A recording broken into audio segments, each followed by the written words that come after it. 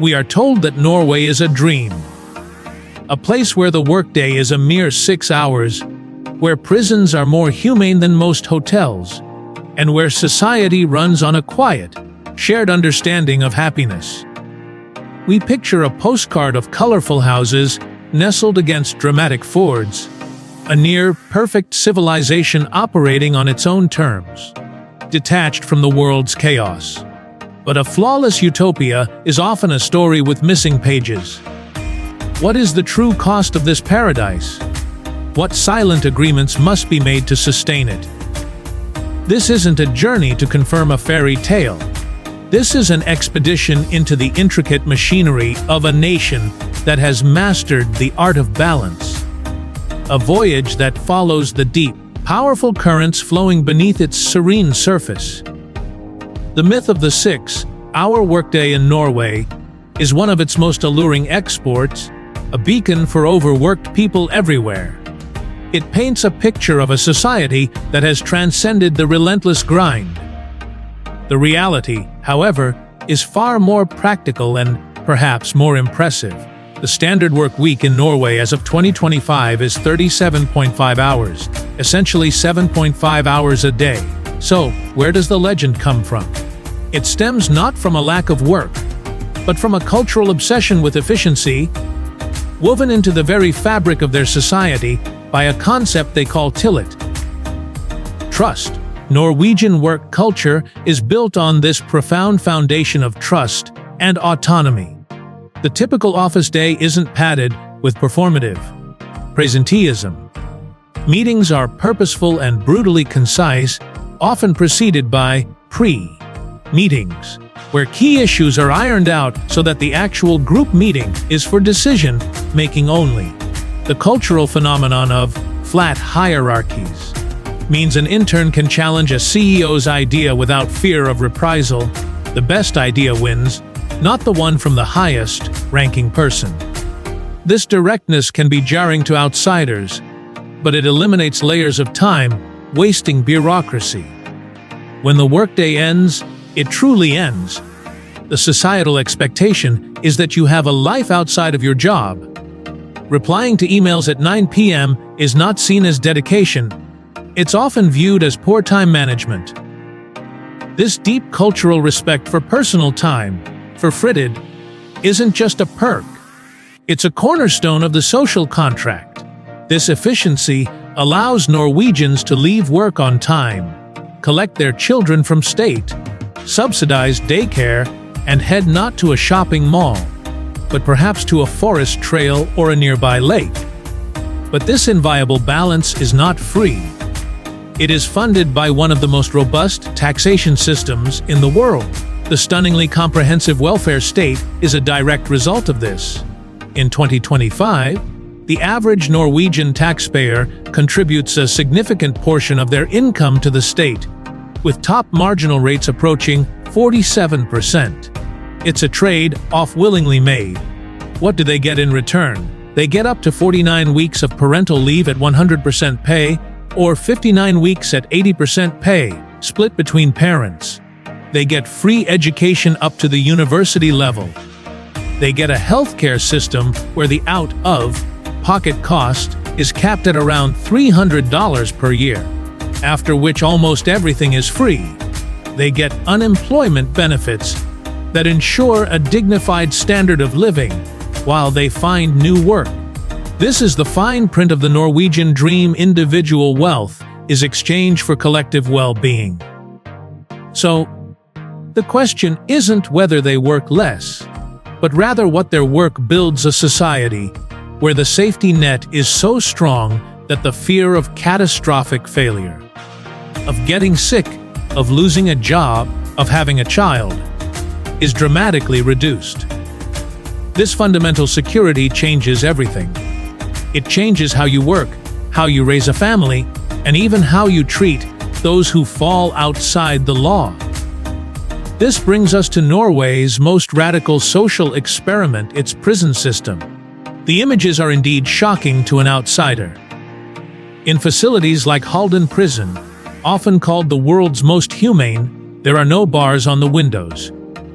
Inmates or residents, have private rooms with en-suite bathrooms, flat-screen TVs, and refrigerators. They wear their own clothes. They cook their own meals in shared, fully equipped kitchens, managing their own budgets from a small stipend to buy groceries at the on-site store. They have access to a state-of-the-art recording studio, a rock-climbing wall, and a library filled with books and films. Guards are unarmed, and their job description explicitly includes being a role model and a mentor. They eat, play volleyball, and socialize with the inmates. It seems less like a prison and more like a mandatory, high-security rehabilitation center. The philosophy behind this is disarmingly simple, and it's called the normality principle. The punishment is the restriction of liberty itself, not the addition of inhumane conditions. Since 95% of prisoners will one day return to society, the primary goal of the prison system is not retribution, but rehabilitation. The aim is to create better neighbors, not more institutionalized criminals. The results are a powerful testament to this approach. While many countries see recidivism rates soar above 50 or 60%, Norway's rate consistently hovers around 20% 2 years after release, one of the lowest in the world. They are proving that preparing an offender for a life after prison is the most effective way to prevent future crimes. However, this approach is neither cheap nor without its intense moral debates. The cost per inmate in Norway is more than double that of the United States, and the system was severely tested by the 2011 terror attacks. The perpetrator received the maximum sentence of 21 years, which can be extended indefinitely if he is still deemed a threat and is held in high-security conditions, but is still afforded the rights of the system he sought to destroy. This created a profound national conversation about the limits of compassion and whether such a system is too lenient for the most heinous crimes. It represents a profound societal gamble, betting that dignity and responsibility are more effective tools for change than fear and isolation. It is a system that could only exist in a country with immense wealth and an underlying culture of deep, almost unimaginable, trust. This reverence for the individual and for nature itself is etched into the very landscape of the nation. You cannot understand Norway without understanding its relationship with the earth. It is a bond of humility and awe. The architecture reflects this bond. The small, colorful wooden houses that dot the coastline aren't just for aesthetics. They are a humble statement, a refusal to dominate the monumental landscape of fjords and mountains.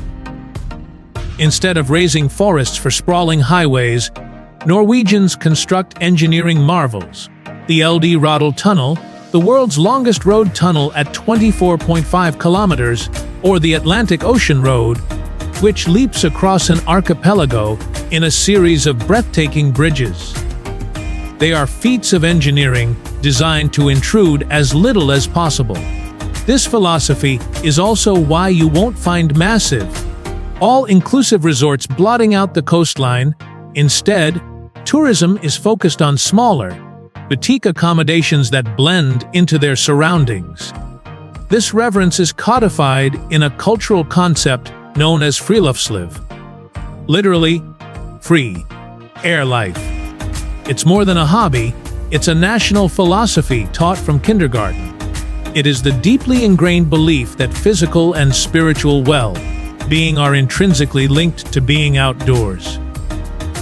This is why on any given weekend, you will find Norwegians of all ages hiking, skiing, or simply sitting by a lake, regardless of the weather. There's a famous saying, "There's no such thing as bad weather, only bad clothing." Underpinning friluftsliv is another powerful legal and cultural concept, allemansretten, or the right to roam. This ancient law grants everyone the right to access and camp on any uncultivated land for a night or two, as long as they are respectful. It establishes the natural world not as a commodity to be owned, but as a commonwealth to be shared. This philosophy extends to all living things. Animal welfare laws are strict.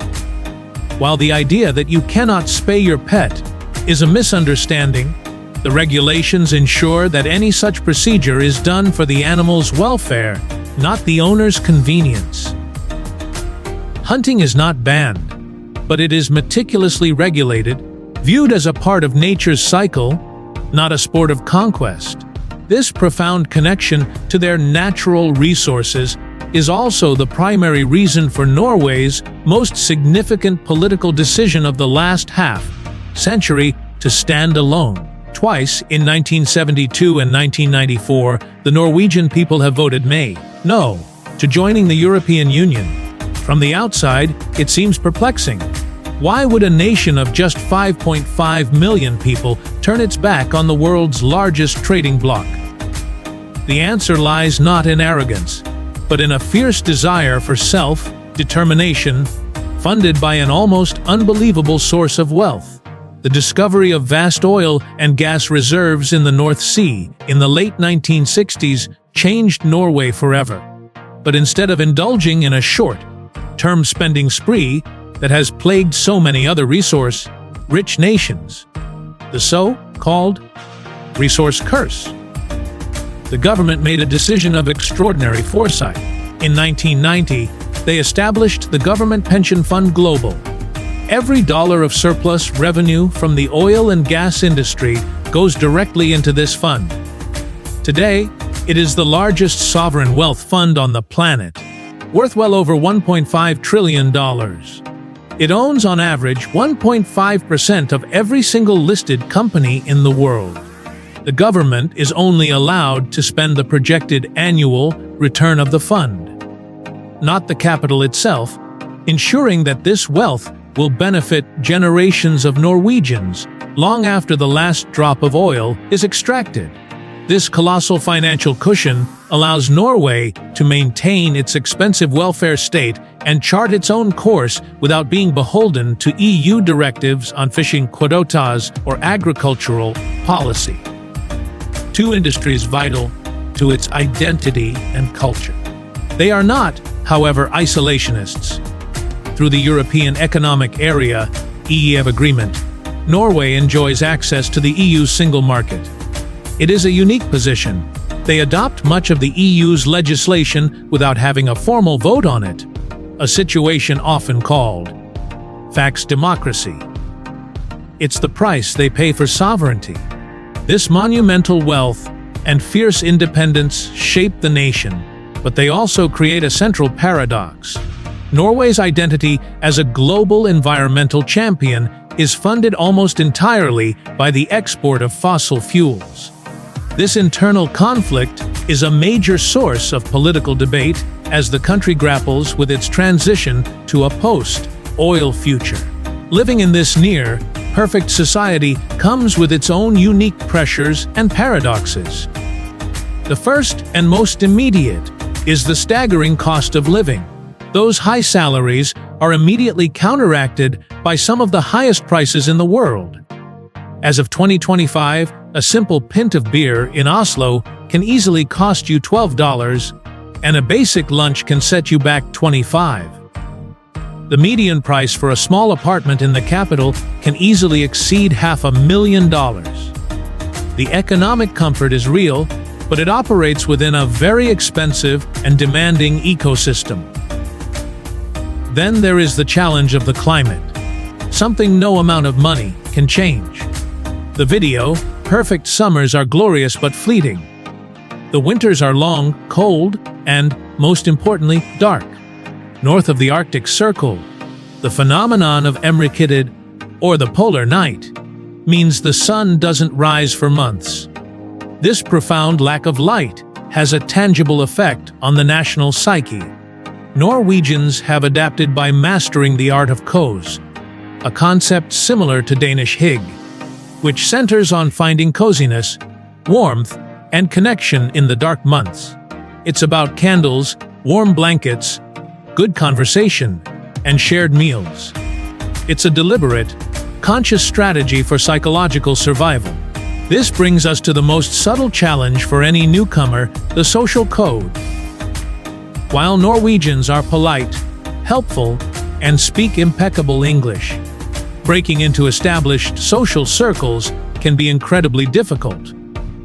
Friendships are often forged in childhood and maintained for life, and small talk with strangers is not a cultural norm. The cultural code is unofficially governed by the Law of Janti, a set of 10 rules derived from a satirical novel that has become a national touchstone. Its core message is, you are not to think you are anyone special. It promotes collective success and humility over individual ambition and overt displays of wealth. For outsiders from more expressive, individualistic cultures, this quiet reserve can sometimes be mistaken for coldness. It's a society built on subtle cues and unspoken understandings, a final, invisible barrier to true integration for many who move there. Norway is not a simple utopia. It's a complex, living blueprint for a different way of organizing a society. It is a nation that has chosen collective security over individual extravagance, the preservation of nature over unchecked development, and rehabilitation over retribution. It is a testament to what is possible with foresight, trust, and a shared sense of purpose. But it also reminds us that every perfect view has a vantage point, and every social contract has fine print. From the taxes that fund the dream to the quiet social codes that bind it together. This journey into Norway's heart reveals not a flawless paradise, but something far more valuable: a real, functioning, and deeply human alternative. What aspect of Norwegian society surprised you the most? Share your thoughts or questions in the comments below. If this story offered you a new perspective, consider sharing this video with a fellow traveler who appreciates the deeper narrative of a destination. And for more deep analyses of the world's most fascinating and misunderstood places, make sure to subscribe. Until our next journey, stay curious.